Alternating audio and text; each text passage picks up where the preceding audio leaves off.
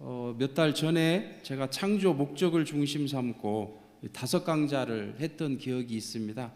그런 토대 위에 오늘은 좀 이어서 6번째 내용으로 축복 결혼과 참 가정에 대한 부분을 좀 말씀을 드리고 싶습니다. 먼저 제2축복, 우리가 이미 알고 있는 이 가정 완성에 대한 부분, 참 부모님께서 어떻게 말씀하셨는지 한번 먼저 읽어드리겠습니다. 남자가 개인 완성을 하려면 상대 완성을 해야 되므로 결혼을 해야 됩니다. 결혼을 하지 않고는 사랑권 내에 못 나갑니다. 결혼은 왜 하느냐 하면 자기 개인적 사랑을 완성시킴과 동시에 상대방의 사랑을 완성시키기 위해서입니다. 개인의 사랑을 완성시킴과 동시에 하나님의 사랑을 완성시키기 위해서입니다. 저는 이 말씀이 정말 저한테는 대단한 말씀으로 다가왔습니다. 어떻게 이렇게 결혼에 대한 부분을 말씀하실 수 있을까?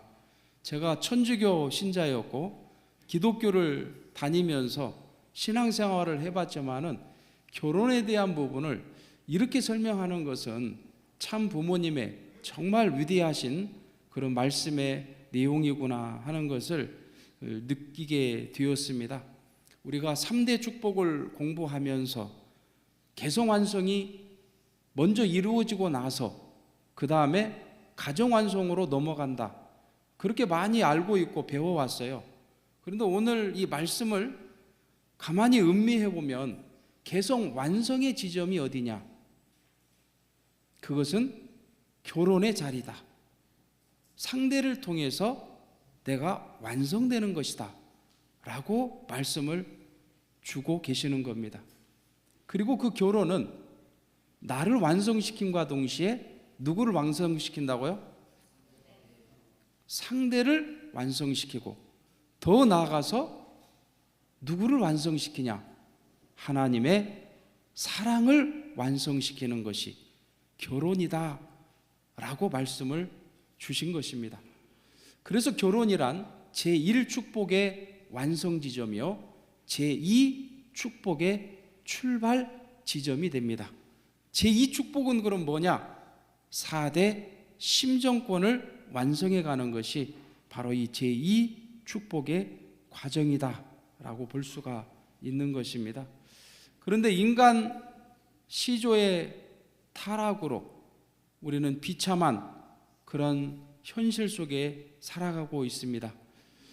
이 타락은 바로 쌍으로 타락이 되었다. 혼자 타락이 된 게 아니고 남녀 아담 해와의 그 타락으로 말미암아 인류가 비참한 삶을 살게 되었다는 것을 이미 우리는 많은 부분 배워왔습니다. 그런데 우리가 이 타락에 대한 비밀을 조금 더 그 내용을 먼저 좀 알고 가야 될 것 같습니다. 먼저 천사와 인간과의 이 창조 원리적인 관계에서 살펴볼 필요가 있습니다. 하나님께서 이 천지 만물을 창조하실 때 가장 먼저 창조한 존재가 누구일까? 라고 볼 때 천사라고 말씀을 주셨습니다.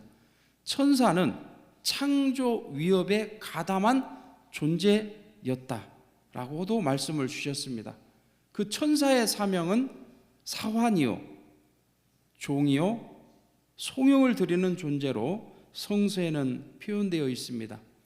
그와 반면 우리 인간은 하나님의 형상을 닮은 하나님의 자녀로서 만물을 주관할 수 있는 권한이 있고, 더 나아가서 천사까지도 주관하고 심판할 수 있는 권한이 있다라고 말씀을 주신 겁니다.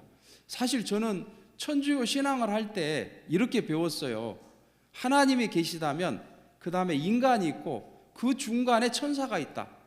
그래서 천사는 인간보다 한 단계 더 높은 존재다, 그렇게 교육을 받았었거든요. 그런데 이 원리를 통해서 그것이 아니라는 것을 깨닫게 되었던 것입니다. 우리 인간은 천사까지도 주관할 수 있는 그런 권한을 갖고 있다 라고 말씀을 주신 겁니다. 그런데 천사는 세 부류가 있습니다. 첫 번째로는 하나님의 메신저와 같은 역할, 전령 역사를 하는 천사. 여기에 수장이 누구였냐면 가브리엘이라는 천사장이었습니다. 그래서 아브라함이 이삭을 죽이려고 했을 때 아브라함아 아브라함아 그 행위를 즉시 멈춰라 라고 했던 것은 사실 하나님이 아니고 가브리엘 천사장이었던 것입니다. 두 번째 천사 부류는 천국을 지키는 천국 군대로서의 천사 부류가 있었습니다. 거기에 수장이 미카엘이라는 천사장이었습니다.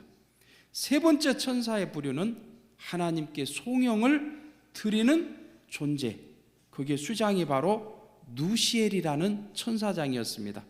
이렇게 볼 때 이 천사 세계의 그 사랑의 기관과도 같았던 존재가 누시엘이었어요. 왜 그러냐면은 하나님께서는 똑같이 모든 존재에게 사랑을 주시지만 송영을 드리는 대표자, 그러니까 하나님 곁에서 하나님께 송영을 드리고 보위하는 그 대표적인 천사장이 누시엘이었기 때문에 그 누시엘을 통해서 모든 사랑이 다 연결될 수 있도록 하셨던 겁니다. 그렇기 때문에 누시엘은 천사세계의 사랑의 기관과도 같았던 것입니다. 누시엘 자신이 볼 때는 내가 가장 사랑을 많이 받고 있다 그렇게 생각을 했던 거죠.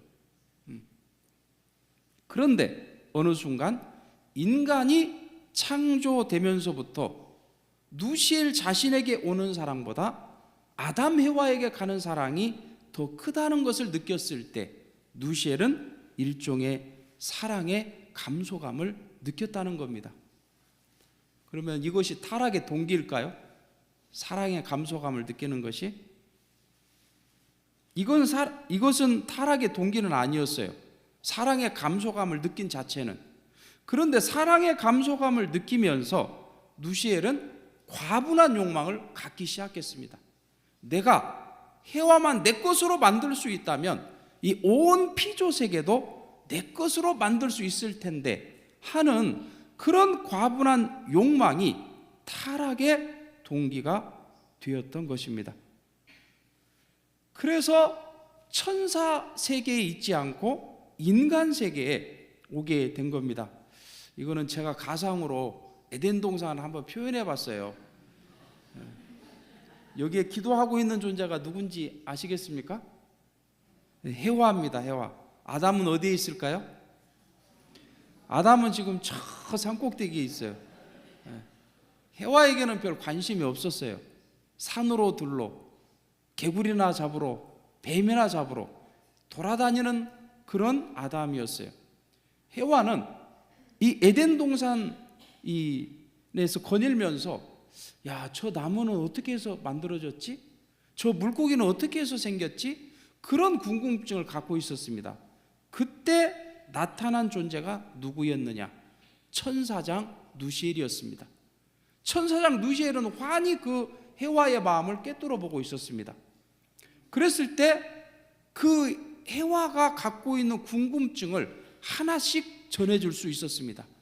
야야 해와야, 이 나무는 이렇게 하나님께서 이렇게 만들으셨다. 야야, 이 꽃은 이렇게 만들어졌어. 이 물고기는 이렇게 만들어졌어.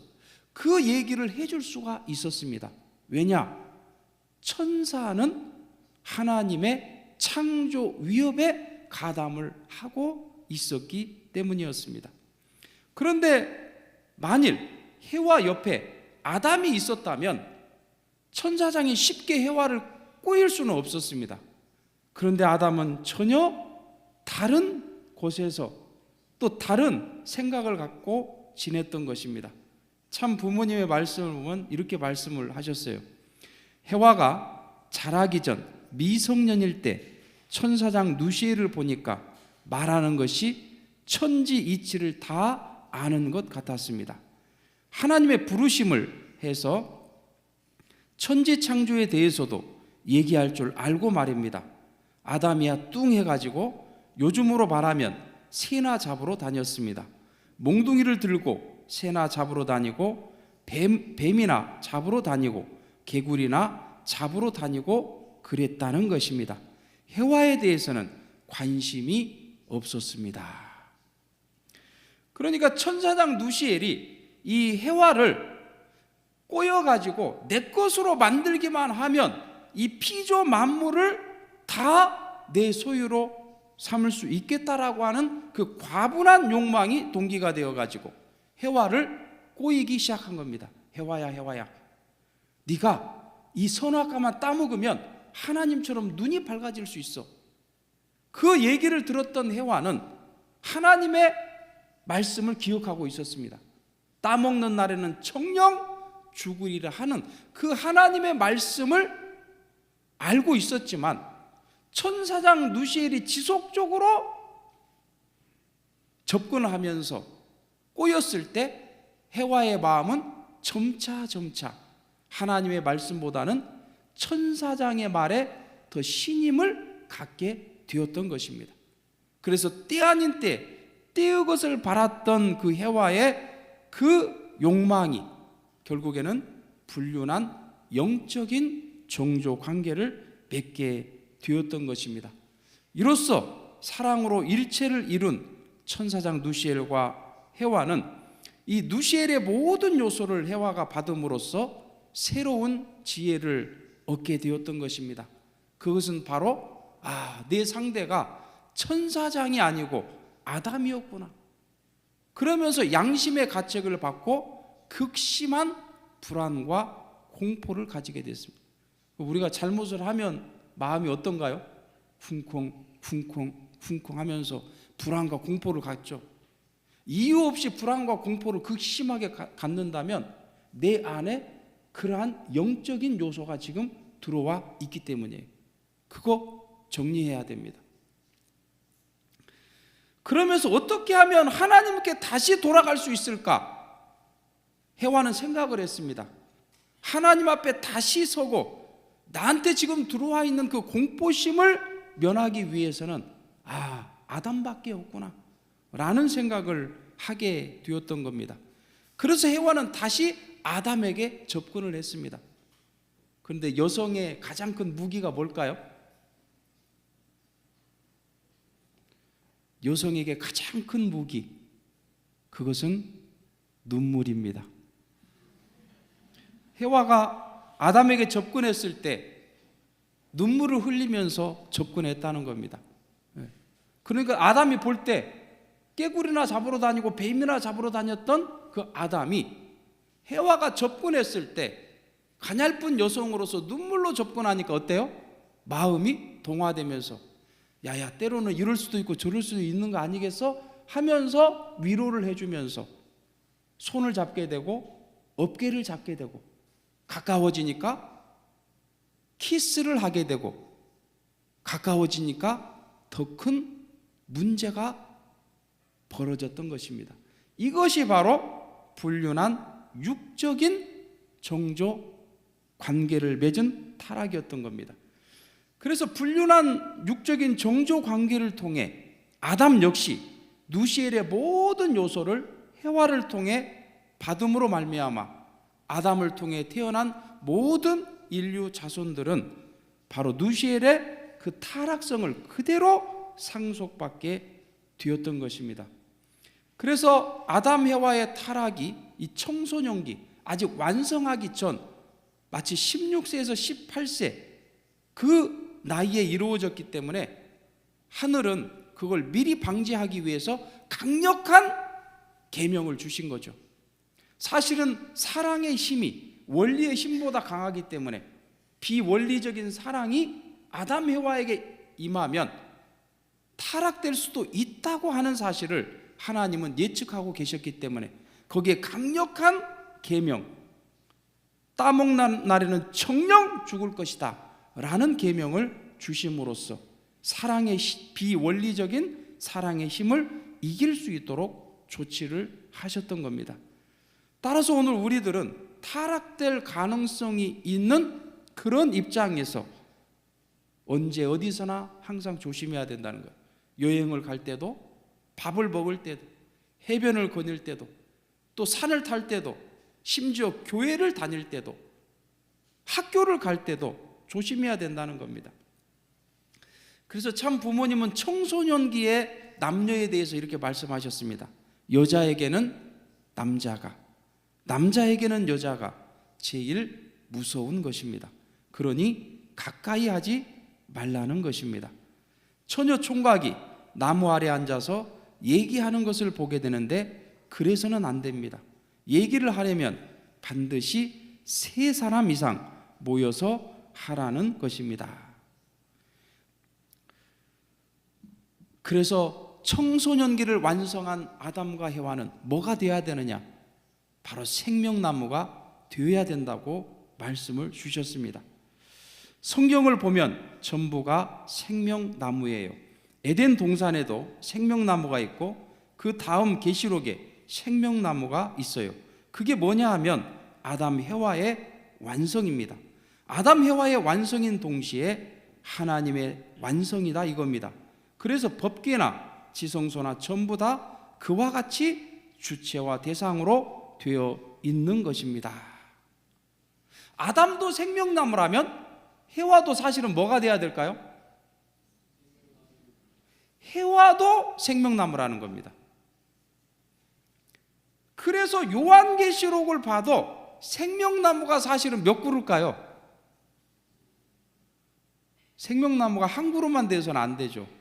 생명나무가 2그루여야 됩니다. 그래서 요한계시록 22장 1절을 보게 되면 그가 수정같이 맑은 생명수의 강을 내게 보이니 하나님과 및 어린 양의 보좌로부터 나와서 길 가운데로 흐르더라.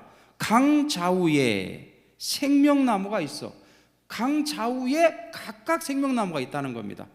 12가지 열매를 맺되 달마다 그 열매를 맺고 라는 내용이 나와 있습니다. 그래서 요한계시록에도 생명나무가 2그루입니다. 그것은 완성된 아담, 해와를 상징한다는 겁니다. 그런데 우리 원리강론에는 해와가 뭘로 표현되어 있습니까? 선악을 알게 하는 나무. 선악을 알게 하는 나무라고 왜 표현되어 있을까? 그것을 보게 되면 사실 해와의 시기를 가만히 보면은요, 타락 직전에 해와는 어땠습니까?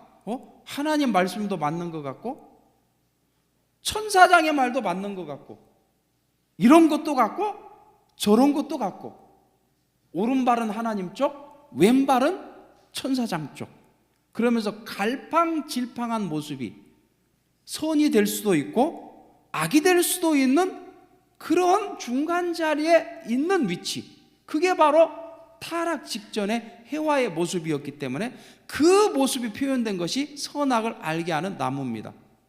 근데 해와가 영원히 선악을 알게 하는 나무가 됐을까요? 타락하고 무슨 나무가 됐죠? 악나무가 됐습니다. 아담도 생명나무로 계속 남아있었을까요? 아담도 해와와 타락해가지고 무슨 나무가 됐습니까? 악나무가 됐죠. 그렇죠? 그러니 선악을 알게 하는 나무는 바로 선과 악의 그 구분점에서 갈팡질팡했던 해와의 그 당시의 모습을 상징화한 것이다. 그렇게 봐야 됩니다. 그리고 진짜 해와는, 완성된 해와는 바로 생명나무로 표현되어 있다는 것입니다. 그래서 생명나무도 2그루이기 때문에 메시아를 상징하는 석판, 구약시대의 메시아를 상징하는 석판도 모세가 몇 개를 받았는지 기억하십니까? 1개 받았을까요? 모세가 석판을 40일 동안 기도해가지고 2개 받았습니다. 왜 2개 받았을까요? 메시아가 바로 아담, 해와가 돼야 되기 때문에 그렇다는 것입니다. 그래서 2개를 받은 겁니다. 따라서 참 어머니께서도 뭐라고 말씀하셨느냐? 우리 부부는 메시아입니다. 아버님만이 메시아다 또는 어머님만이 메시아다라고 하시지 않고 우리 부부는 메시아입니다라고 말씀을 주셨던 겁니다. 따라서 메시아의 진짜 정체성이 뭐냐? 그것은 바로 참 부모입니다. 참 부모. 그럼 예수님께서는 메시아가 언제 되셨을까요? 제가 우리 40일 수련생들한테 한번 여쭤봤어요. 예수님은 메시아가 언제 되셨을까요? 1번 태어나자마자, 2번 16세 때, 3번 30세 때, 4번 십자가에 돌아가시고 나서, 부활하시고 나서. 우리 식구님들은 몇 번이라고 생각하십니까?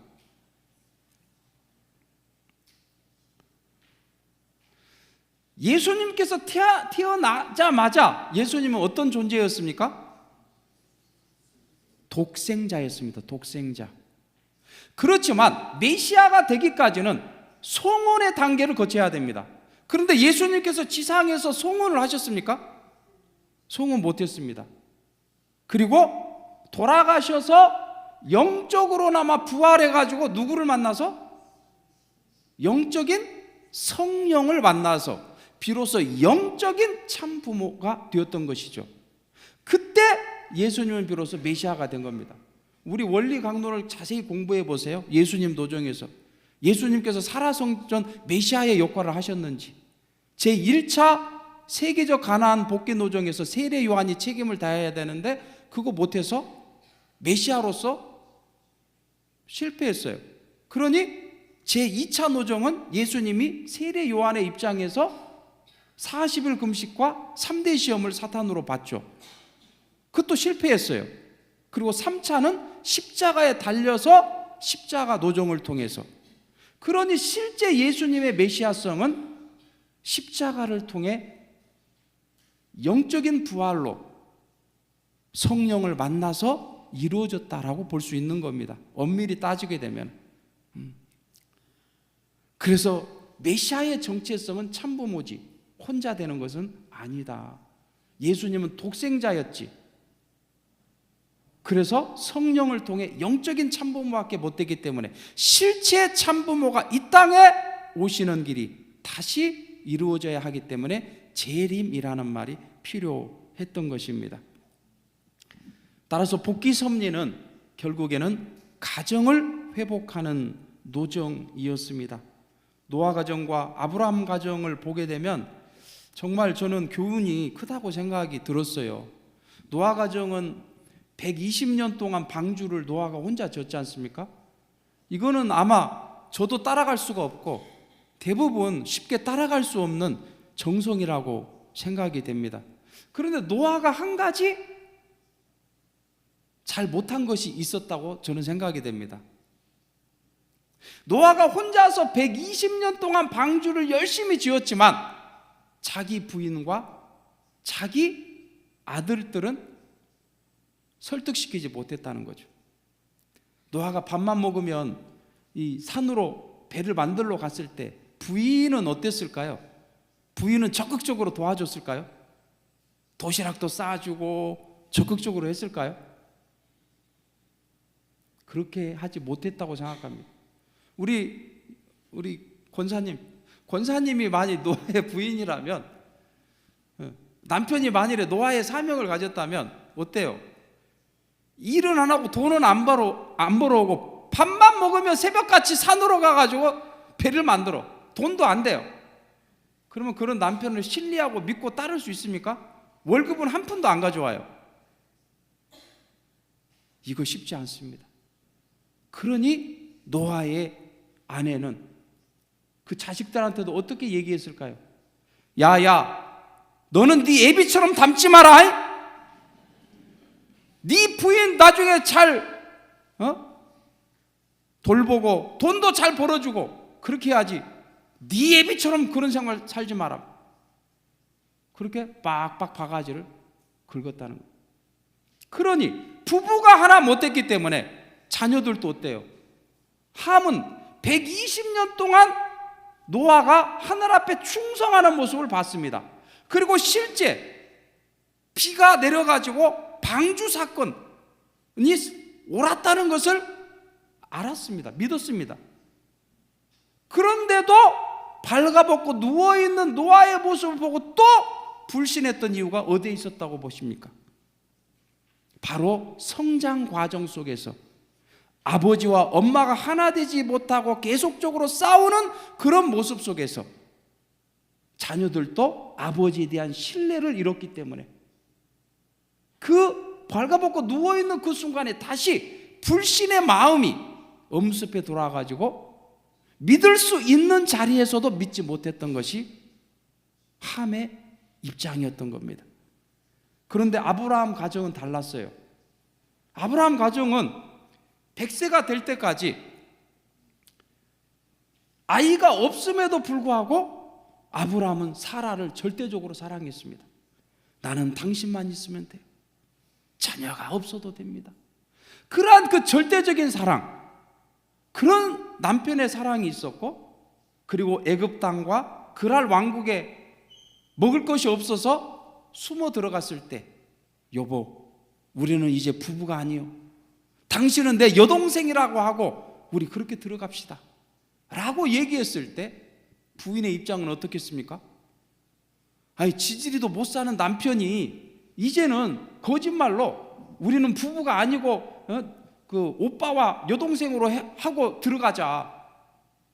그런데 사라가의 모습이 너무나도 아름다우니까 애굽 왕, 또 이 그랄 왕국의 그 왕이 그 모습을 보고 아내로 삼으려고 했을 때 사라는 어땠을까요? 사라가 해와처럼 오락가락했다면 남편을 사랑하고 싶기도 하고, 이왕이면 이거 다 때려치우고 내가 여왕이나 돼가지고 잘 먹고 잘 살자, 그럴 수 있는 환경이 됐지 않습니까? 그런데 해와한테는 간섭을 못했던 하나님께서 사라한테는 간섭을 했을까요? 안 했을까요? 사라 때는 간섭을 했습니다. 하나님께서. 그 차이는 뭘까요? 지금 해와와 동시성이에요. 아브라함 가정이 아담 가정과. 그런데 하나님께서 해와가 타락할 때는 간섭도 못했어요. 그런데 사라한테는 간섭을 하셨어요. 애굽 왕한테 꿈속에 나타나가지고 털끝 하나 건들면 네가 큰일 날 것이다, 너를 가만두지 않을 것이다, 하늘이 꿈속에서 나타나서 계시를 주니까 애굽 왕이 깜짝 놀라가지고 사라를 다시 돌려보내줬지 않습니까? 그 차이는 뭘까요? 그것은 바로 사라의 절대적인 남편에 대한 사랑이 있었기 때문에, 흔들리지 않는 그 사랑이 있었기 때문에 하나님께서 간섭하실 수 있는 조건이 되었던 겁니다. 만일 해와가 하나님에 대한 절대적인 믿음을 갖고 천사장과 짝짝꿍하지 않았더라면 그 토대 위에 하늘은 해와를 간섭할 수도 있었을 것입니다. 그러나 해와는 이미 천사장편으로 마음이 많이 넘어갔기 때문에 거기에 간섭을 하지 못했던 거예요. 그렇지만 사라는 절대적인 남편에 대한 사랑을 갖고 있었기 때문에 그걸 조건으로 해가지고 간섭하실 수 있었다. 여기에서 그 이삭도, 야, 엄마 아빠는 왜 저렇게 서로가 사랑을 하시지? 그 모습을 보면서 엄마가 자녀를 교육할 때 그 아버지에 대해서 어떻게 소개했을까요? 야야, 너는 아빠처럼 닮아라. 네 아빠는 정말 위대하신 분이다, 훌륭한 분이시다 라고 사라가 그 이삭한테 교육을 했기 때문에 이삭은 그 아버지에 대해서 믿을 수 없는 자리에서 자기를 죽이려고 하는 그 아버지를 보면서도 절대적인 믿음을 갖고 아버지와 하나 된 그 토대 위에 비로소 믿음의 기대가 성취될 수 있었다는 사실, 우리는 그것을 보면서 신앙은 혼자 가는 것도 위대하지만 그거보다는 부인과 함께, 자녀와 함께 가는 것이 더 위대하구나 하는 것을 깨닫게 되는 것입니다. 그래서 타락도 결국에는 사탄을 중심 삼은 내가 되었고 그 토 위에 하나님 축복 아래 결혼하지 못한 것, 그리고 가인이 아벨을 살해함으로써 가정이 통째로 타락이 되어버렸기 때문에 구원은 결혼을 통해서 다시 접붙임해 주신다는 겁니다. 아담 여와가 하나 되지 못한 것이 타락의 원인이었기 때문에 중생 섭리도 결국에는 결혼을 통해, 축복 결혼을 통해 진행하신다 하는 것을 우리는 배우게 된 것입니다. 그래서 참 부모님도 이런 말씀을 하셨습니다. 메시아의 근본적인 사명이 뭐냐에 대해서 축복 결혼은 원죄를 청산하고 하나님의 참사랑, 참생명, 참혈통을 되찾아 인류가 소망해온 이상가정을 찾아 세우는 섭리입니다. 이상적인 평화세계를 이루는데 교차 결혼보다 빠른 길은 없습니다. 평화의 세계가 좀 더 빨리 올 수 있도록 국경을 넘어서 서로 원수로 여기는 나라의 사람들끼리 결혼을 해야 합니다. 제가 한번 이거 소개해드린 적이 있는 것 같아요. 우리 경북 봉화에 우리 일본 식구님께서 3만쌍 축복을 받았는데, 그 봉화의 그 남편은 농사꾼이고 부인은 엘리트란 말이죠. 일본에서 그래도 대학도 나온. 근데 그 목사님께서 이제 이 두 분이 축복을 받고 봉화까지 데려다 주는 과정에서 눈물을 흘리고 왔다고 그랬어요. 데려다 주면서 이 부인이 어떻게 이런 꼴짝에서 살 수 있을까, 그런 마음이 들어서 목사님이 눈물을 흘렸답니다. 그런데 이 부인이요, 그 꼴짝인 봉화에 가가지고 정말 열심히 생활하면서 아들 딸을 4명이나 낳고 시어머니를 모시는데 시어머니가 중풍에 걸렸어요. 그래가지고 오른쪽이 마비가 돼가지고 손을 못 쓰는데 어느 날 며느리가 밖에 나갔을 때 그만 누워서 똥을 싸버린 겁니다. 그래서 그걸 혼자서 치우려다 보니까 몸이 잘 안 움직이니까 그 똥이 이불에도 묻고 벽에도 묻고 방바닥에도 묻고, 들어와가지고 며느리가 그 모습을 보니까 기가 막힌 겁니다. 어머니, 이렇게 안 하셔도 돼요. 제가 다 해드릴 수 있어요. 어머니, 앞으로는 이렇게 하지 마세요. 그러니까 시어머니가 며느리한테 너무 미안해가지고 그때부터는 입을 꽉 닫아버렸습니다. 나 이제부터 밥을 안 먹겠다. 그렇게 해버리니까 며느리도 어머니께서 밥을 안 드시면 저도 밥을 안 먹겠습니다. 해가지고 입을 닫아버린 겁니다. 그러니까 시어머니는 나만 굶으면 되는데 며느리까지 굶게 하니까 이거 안 되겠다. 그래서 어쩔 수 없이 밥을 다시 먹었습니다. 그렇게 어머니를 모시다가 어머니가 3년 후에 돌아가셨어요.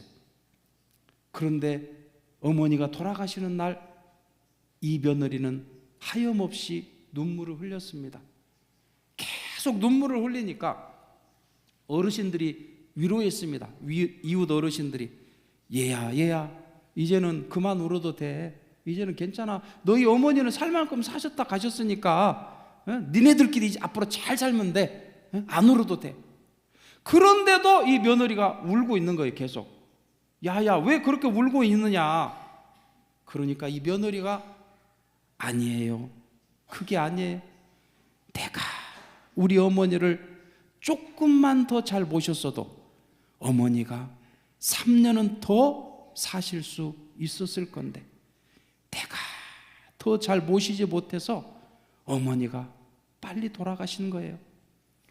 그 얘기를 듣는 순간 그 주변의 어르신들은 감탄을 하게 된 겁니다. 야, 통일교 며느리들이 다 저러냐? 그러면 나 이제부터 내 아들 통일교에 장가 보내겠다. 내 조카 통일교에 장가 보내야 되겠다 하면서 통일교에 장가 보내는 열풍이 불어버린 것입니다. 그래서 요즘에 천심원 철야 때 가끔씩 봉화교회 비춰주면은요, 봉화교회 특징이 있어요. 네. 봉화교회는 앞에다가 말이죠, 이불을 깔아놓고 거기서 애들이 놀게 하잖아요. 보셨죠? 목사님, 회장님 보셨죠? 가끔씩. 네. 애들이 아직도 어린애들은, 목사님이 다시 가서 보니까 그 교회 예배실 안에 그냥 그 어린애들이 30년 모여 있으니까 그걸 보고서 놀랬다고. 지금은 조금 시간이 지났습니다만은, 그러니까 이 딸 애가 V자 하는 그 딸이, 제가 어느 날 우리 40일 수련생들한테 이 내용을 소개를 하고 있는데 끝나고 나서 저한테 오더라고요. 전 누군지 몰랐어요. 저 애가 바로 저예요 그러더라고요. 근데 벌써 이제 대학생 돼가지고 지금은 더 많이 컸겠죠. 그때 40일 수련을 받는 모습을 봤습니다.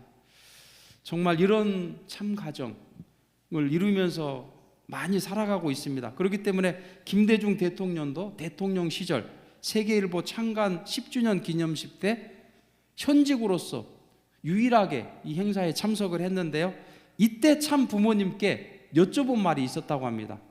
저는 한 지역을 하나 만드는 것도 힘든데 어떻게 총재님께서는 나라를 넘고 국가를 넘어서 이렇게 세계적인 국제 합동 결혼식을 할 수가 있습니까? 라는 질문이었어요. 그러니까 아버님께서 한마디로 하나님께서 하시니까 할 수 있는 일이었습니다 라고 답변했다고 합니다. 이것을 유엔 사무총장도 할 수 없는 일입니다. 한국 대통령이 할 수 있습니까? 미국 대통령이라고 할 수 있습니까? 할 수 없습니다. 이 국제적인 세계 축복 시간, 그리고 원수와 원수의 담을 헐어버리는 그런 축복식이 되고 있는 것입니다.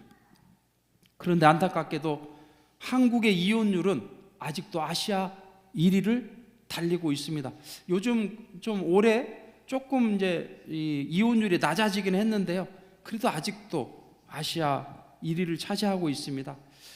우리 정신과 전문의 김병후 박사는 이렇게 얘기했습니다. 요즘 부부들은 외도, 구타처럼 극단적인 문제가 아닌데도 불만이 쌓이고 애정이 식어가는 특징이 있다며, 아내는 난 이렇게 살기 싫다고 절규하는데 남편들은 도대체 뭐가 문제냐? 라는 시기라고 말했다는 겁니다. 저 이게 참 중요한 것 같아요. 저는 아무 문제 없이 그냥 말 안 하고 같이 옆에 부인이 있으면 그 자체가 그냥 좋고 행복한데, 부인은 그게 아니에요. 이 사람이 왜 말도 안 하지? 사랑이 식었나? 왜 그러지? 그렇게 여성들은 그렇게 느껴진다는 겁니다. 남성들은 또 다르거든요. 그래서 이 남녀 차이를 이해하는 것이 굉장히 중요하다 하는 것이죠. 우리 식구님들은 이게 뭘로 보입니까?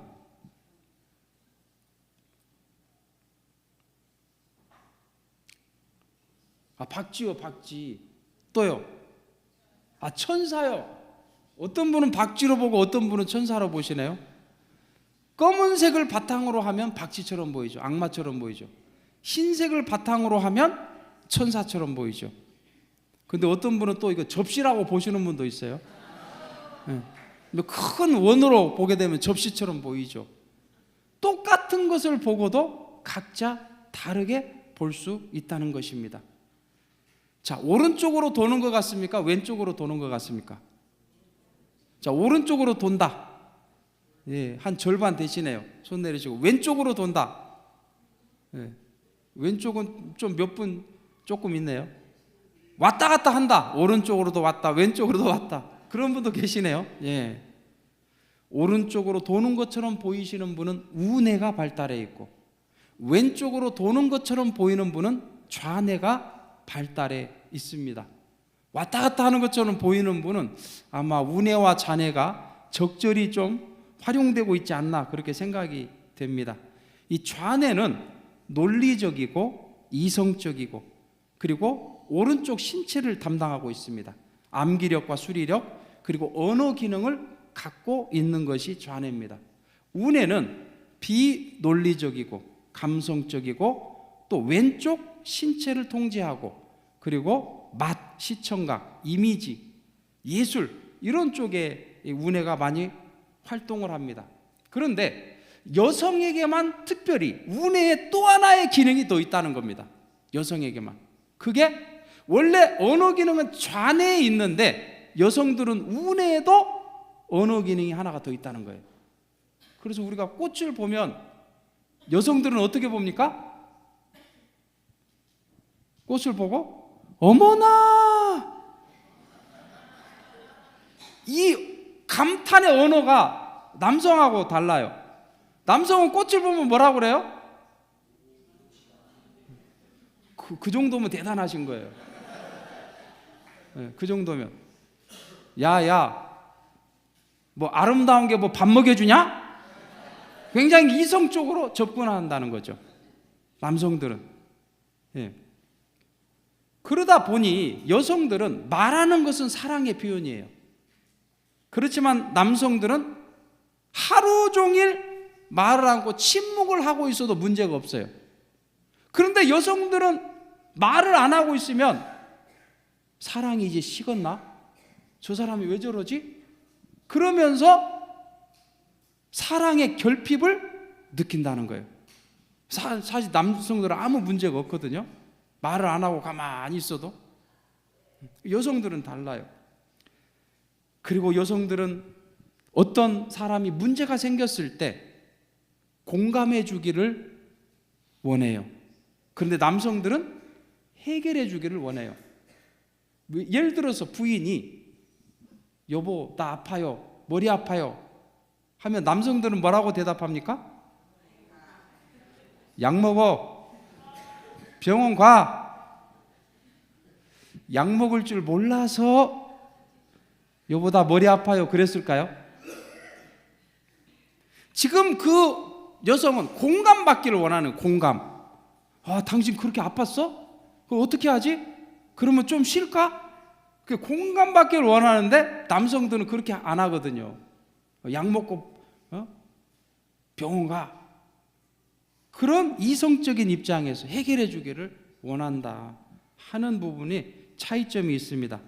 그리고 싸움을 한 후에 남성들은 바로 다가가서 껴안을 수도 있고 사랑을 나눌 수도 있어요.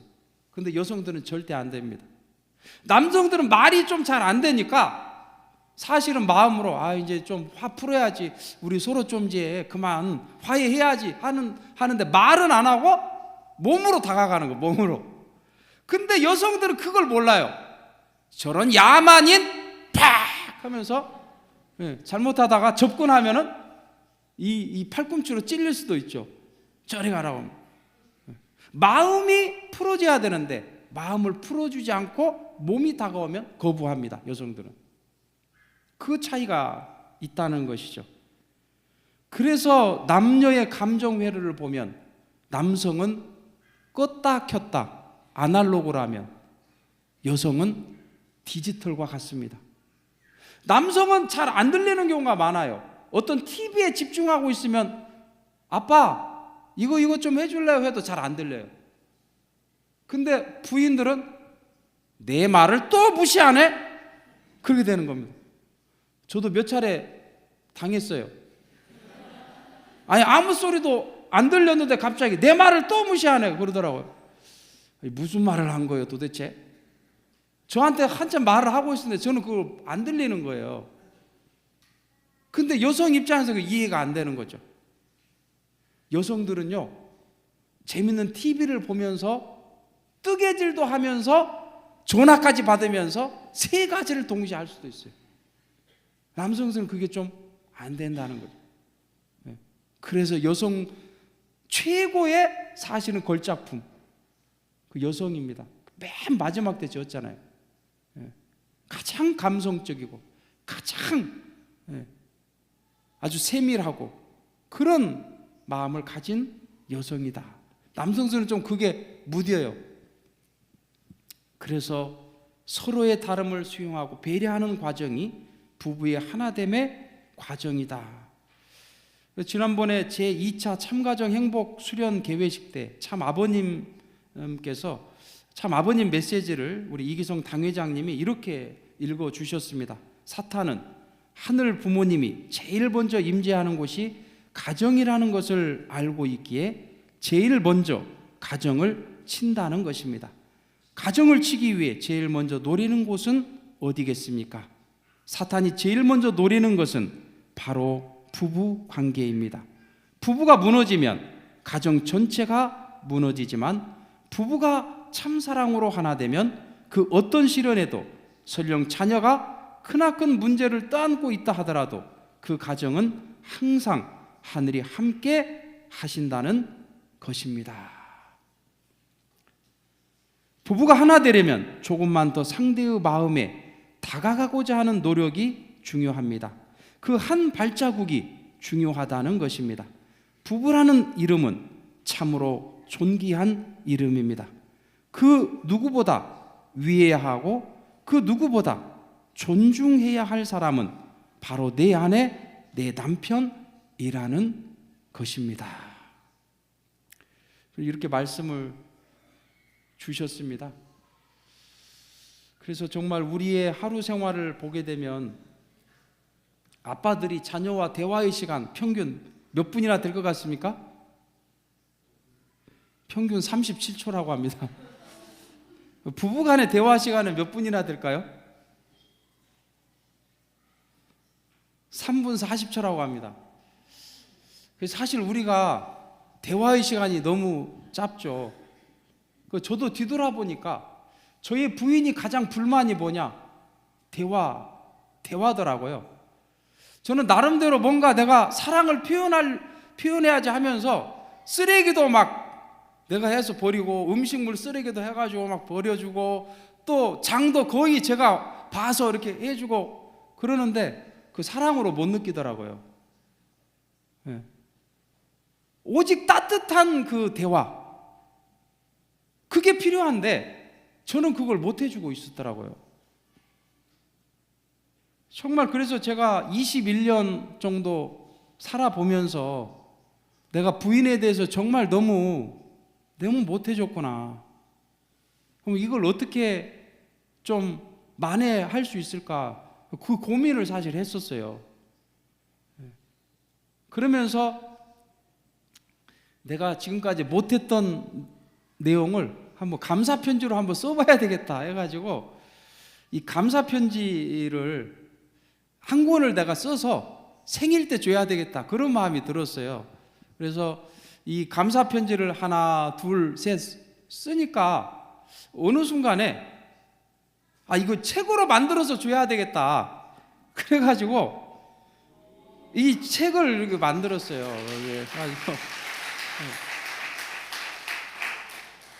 그래서 제가 지금까지 말하지 못한 그 내용을 원래 100가지는 쓰려고 그랬는데 책으로 만들다 보니까 시간이 모자라서 30가지 내용을 여기다 담아서 한쪽으로는 사진을 한쪽은 감사편지 또는 미안함에 대한 내용 그걸 담아가지고 30곡지를 해서 만들었는데요.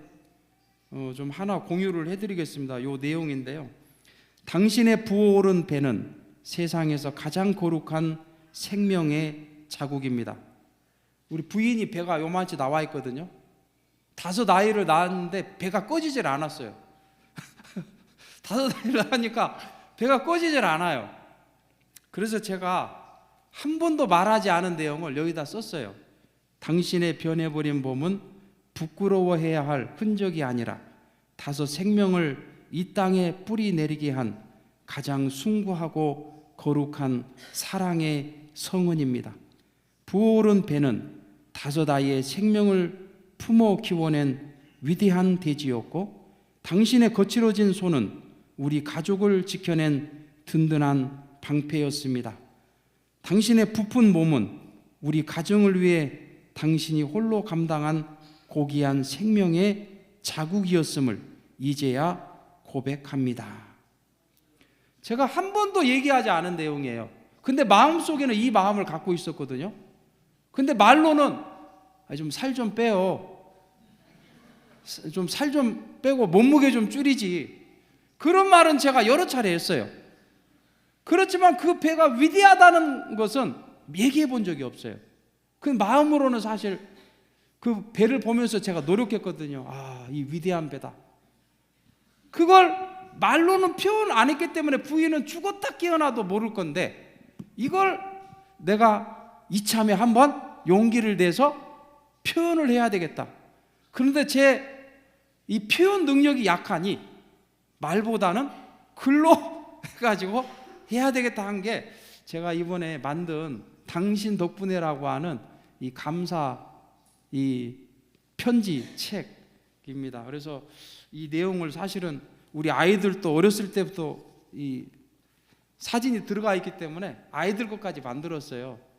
그래서 이 아이들한테도 딱 한 권씩 주면서 맨 마지막에 힘써야 할 것 해가지고 여기에 보게 되면 아이들 모두 40일 수련과 축복 받게 하기 들어가 있어요.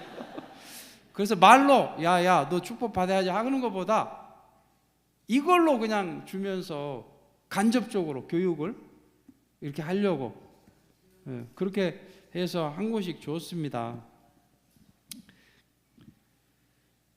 그래서 정말 내가 너무 잘못 살았다. 우리가 이제 참가자 행복 수련도 하고 있지만은 그거는 우리가 잘해서 하는 건 아니에요.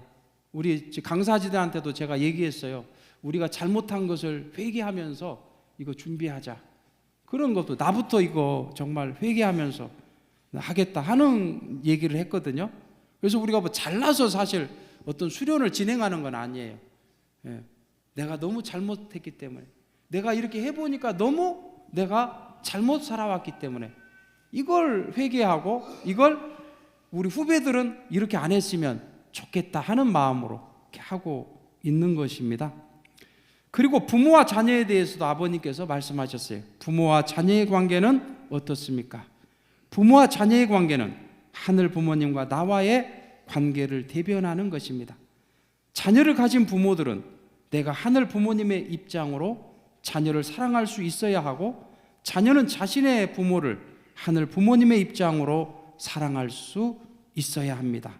진정한 참 사랑은 상대를 하늘 부모님의 눈으로 바라보는 데서 시작합니다. 그래서 이 하늘 부모님의 눈으로 바라보는 연습, 수행 이것을 많이 강조하고 있습니다. 결론입니다. 참 부모님께서 왜 천국은 미리 만나는 참 천국이라고 하셨을까? 바로 가정이야말로 천국의 기본 단위이기 때문에 그렇습니다. 참사랑의 실현지이기 때문에 그렇습니다. 도의 완성지이기 때문에 그렇습니다. 우리가 산속에서 닦는 도보다 더 어려운 도가 있습니다. 그것은 바로 부모와 자녀가 하나 되는 도입니다. 부부가 하나 되는 도. 저는 21년 살았지만 지금도 이거 더 모르겠네 그럴 때도 있어요. 그 정도로 저는 어렵다고 봐요. 도의 완성지다. 어떤 사람이 결혼을 했는데요, 결혼하고 어머니 모시고 있는데 갑자기 1년 살더니 나는 이런 생활이 안 맞다 해가지고 산속으로 간 남편이 있었어요. 10년 동안을 돌을 닦았다는 거예요, 산속에서. 근데 그 돌을 이제 나는 어느 정도 끼우쳤다 그 생각이 드는 해가 10년째였어요. 그래서 하산해야 되겠다 해서 내려왔는데 가장 먼저 간 곳이 어디겠습니까? 집이었어요. 어머니는 살아계실까? 부인은 이미 다른 데 가서 다른 남자 만나서 잘 살겠지? 그런 마음으로 집 앞에 서가지고 들어가지는 못하고 살짝 이렇게 숨어서 보니까 놀라운 장면을 발견한 겁니다. 그 이미 다른 남자 만나서 살고 있을 줄 알았던 그 부인이 자기 어머니를 부추기면서 마루에서 방으로 들어가는 그 모습을 본 겁니다. 그 모습을 보는 순간 그 남편은 10년 동안 닦았던 도가 한순간에 다 무너져 버렸습니다. 왜냐? 자기가 닦은 도보다 그 부인이 행하는 도가 더 위대하다는 사실을 깨달았기 때문입니다. 가정 안에서 닦는 도야말로 산속에서 닦는 도보다 더 위대하다는 사실을 그는 깨달았던 것입니다. 따라서 가정이야말로 창조 이상실현의 축소체요 도의 완성지이기 때문에 우리가 가정생활을 통해 힘들다 할지라도 여기가 도의 완성지다 그렇게 생각하고 해야 될 것 같습니다. 그래서 남편들은 집에 돌아가더라도 이제는 좀 쉬어야지 그런 생각보다는 이제 제2의 도를 닦아야지 그런 마음으로 좀 들어가야 부인이 이것도 좀 하고 저것도 좀 하고 쓰레기도 좀 버리고 해도 그래도 그걸 해낼 수 있지 않을까, 좀 그런 생각이 들게 됩니다. 그래서 참 부모님께서 이렇게 해주신 이런 귀한 축복과 참 가정의 가치를 우리가 소중하게 생각한다면 정말 세상 많은 사람들이 우리의 가정을 보고 우리의 축복을 보고 평화 세계의 시련은 정말 여기에서부터 시작이 되는구나 하는 것을 저는 깨닫게 될 것이라고 믿으면서 오늘 말씀을 마치겠습니다. 감사합니다.